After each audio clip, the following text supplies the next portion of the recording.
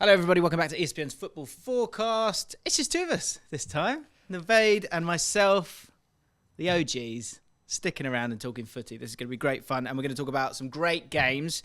Nubaid, we're going to kick off with Manchester City against Newcastle United. Let's start broad and then we can work our way into the two teams because there's some interesting matchups here. Let's start with Newcastle actually. With Newcastle, there's a lot swirling around when it comes to Eddie Howe.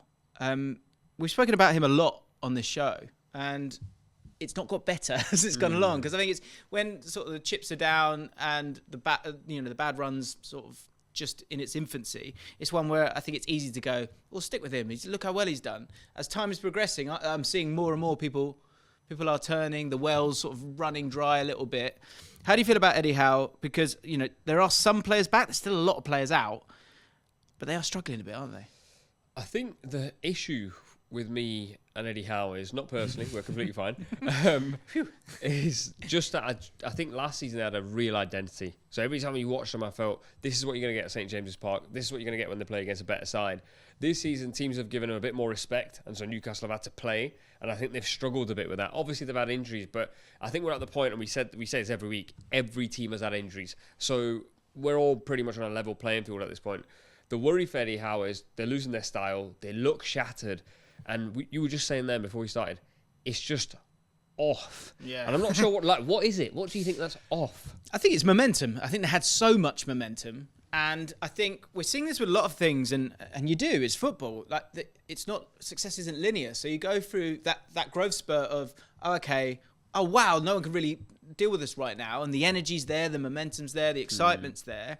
You draw a line, the season starts again, and then the grind of so many games, so many injuries, so many players playing more minutes than ever this season as well.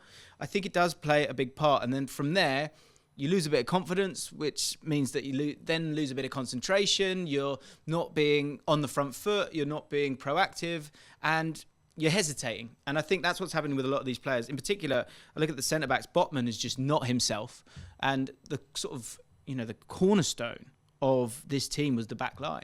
And not having Pope, you've spoken about that a few times. I think Dubravka's not a great, not a terrible replacement, but I think a lot of these players were playing out of their skin. And so now when it kind of reverts back to the mean, there's some players that are struggling here. We're going to talk about Doku versus Dan Burn as part of that. And we'll give you an interesting stat, actually, in terms of his tackle success rate, because I think that highlights it brilliantly, in my opinion. But the Chelsea game, they've got a terrible record at Chelsea, but you're wondering if it's one where they could have a real go at them. But apart from an absolute thunderbolt from Murphy, there just wasn't a lot there in terms of their XG. Let's talk about Man City, because obviously a massive game against Liverpool.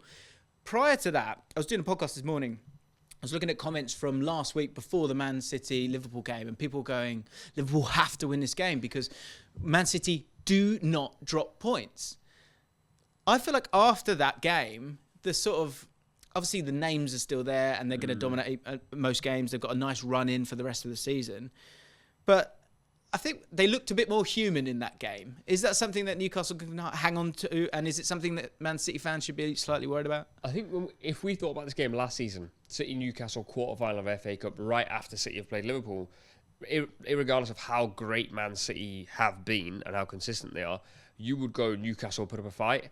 And I think Newcastle should be coming into this going, City have just drawn against Liverpool, and Liverpool showed them how to play. And Liverpool were intense. That is our thing. That's how we play.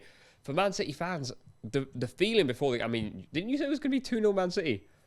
I thought Man City would win it comfortably, yeah. I think the narrative switches very quickly. Liverpool had no right, in my opinion, with the personnel that were there, who are all playing well, but to the point of Newcastle, they're players that are here in their lifespan, playing at this level, played at this level against Man City. But that's where I think Newcastle can gain loads of encouragement, because Liverpool without their chief creator in Trent, Newcastle without Trippier, Liverpool were playing without their main man going forward. Newcastle do have Isak fit. Where Liverpool actually won the battle, which is where we never talk about, is in midfield, because they were more energetic, but they're also comfortable in possession. So I think Bruno Guimaraes plays a big role in that today. The one worry for Newcastle, especially against Chelsea, was they were playing into Dan Burn, and they were going, you like unlockers. He attempted 5 long balls with 0% success rate. I don't feel like trying to play direct against City, because they are such a big physical side, is going to work. Yeah. And maybe last season that might have worked for him. because of how physical Newcastle were. That's the side where I go, they've lost the physicality and a bit of quality. That's a worry. That midfield's that's a good point, because I think my concern with Newcastle, as opposed to how well Liverpool played, I think Liverpool created so many problems because they were break through the press kind of quite centrally, in my opinion, and then move out, because they clogged up that midfield. They had players who were comfortable in those tight areas, and then out of possession, they were so good. Szoboszlai and Harvey Elliott sort of tucking in, making it difficult, not allowing them to play through the lines as well. I don't see that with Newcastle. I think they're a bit too easy to play through, especially in midfield. And I think it's one where Man City will kind of be able to find their groove again, if I'm honest.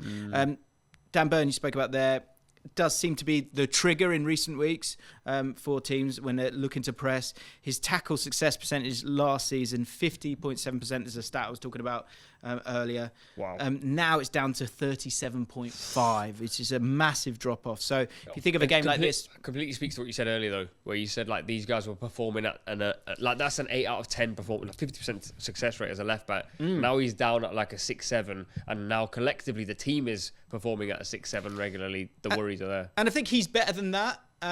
And that's the question when it comes to Eddie Howe. Mourinho linked, Conte linked. We've got a few different managers being linked with that Newcastle job, which is obviously a very appetising job.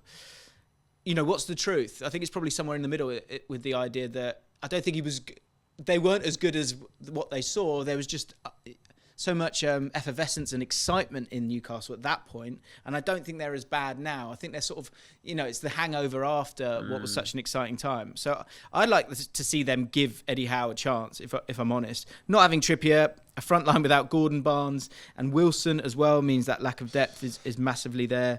And you've got Man City side who've created the most open most open play XG this season, which accounts for 71% of their goals. Wow. Final thing on the lineups: will Man City rotate heavily, almost just to safeguard because they're all internationals and they're probably going to go and play?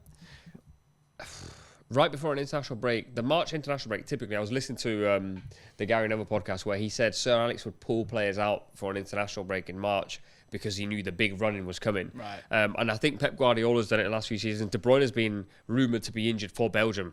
So it's already happening. Right. So I think I looked at the Luton starting lineup, the game they played against Luton, and it was pretty full strength. Mateus Nunes came in and Kovacic. The one they rested was Rodri. I think Rodri has to play this one because of that Newcastle midfield. I'd be very surprised if they tinker. But also, if you're Guardiola and you've just drawn against Liverpool and the narrative has switched, and we've spoken a lot about Guardiola being able to move the narrative wherever he wants it to go. If they lose against Newcastle right before an international break, we're going to be talking about something completely different. Yeah, it's something that will linger, won't it? Because you've got that international break on its way. That open play XG, obviously so strong for Man City. For Newcastle, they have conceded the third most open play XG in the league. Again, just the complete opposite of last season. I'd love to know in the comments what you think the answer is for that. Is it injuries or is it something deeper than that? Prediction time. Nubaid, what we say? I don't see Man City losing, especially at home. If this was at Newcastle, maybe a different scenario. I'm going to go 3-1 Man City, but relatively comfortable. Yeah, I agree with you. I think, generally if you're going sensible in any of these predictions, it's normally going to be Man City. But I think in this instance, with the way that teams are able to cut through them at the moment, Man City will do that and they'll score goals as well. It could be ugly. Maybe a 4-0 win for Man City. What do you guys think?